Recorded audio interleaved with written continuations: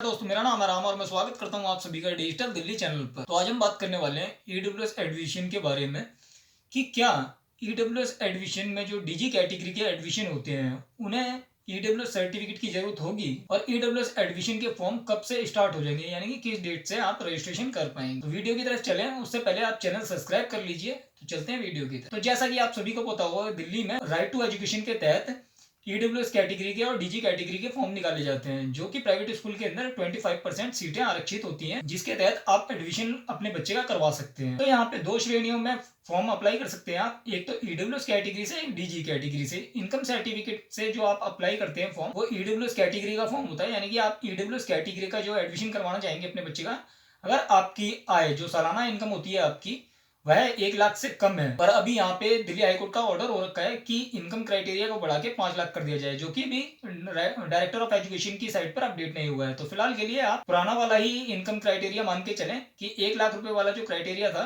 कि 1 लाख सालाना इनकम होनी चाहिए आपकी।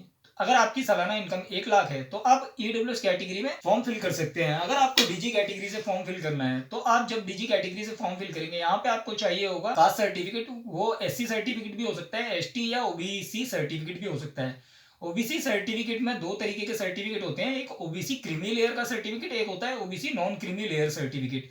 तो यहाँ पे आप ये बात ध्यान रखें, अगर आप डीजी कैटेगरी में बच्चे का फॉर्म अप्लाई कर रहे हैं तो आपका जो सर्टिफिकेट हो वो नॉन क्रीमी लेयर का सर्टिफिकेट हो, जिसके तहत आप डीजी कैटेगरी से अप्लाई करेंगे। और यहाँ पे आपको इनकम क्राइटेरिया की कोई भी लिमिट बाउंडेड नहीं है, क्योंकि यहाँ डायरेक्टर ऑफ एजुकेशन की साइड में काफी सारे क्वेश्चंस के बीच में एक क्वेश्चन में आंसर दे रखा है कि यहाँ पे आपको अगर आप डीजी कैटेगरी से फॉर्म फिल करते हैं तो आपके लिए इनकम क्राइटेरिया कोई जरूरी नहीं है।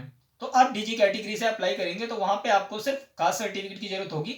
अगर आप डीजी कैटेगरी के अलावा जैसे ईडब्ल्यूएस कैटेगरी से ही अप्लाई करना चाहें, और तो जरूरी नहीं है वहां भी आपको कि सिर्फ इनकम सर्टिफिकेट के ही जरिए आप अप्लाई कर सकते हैं।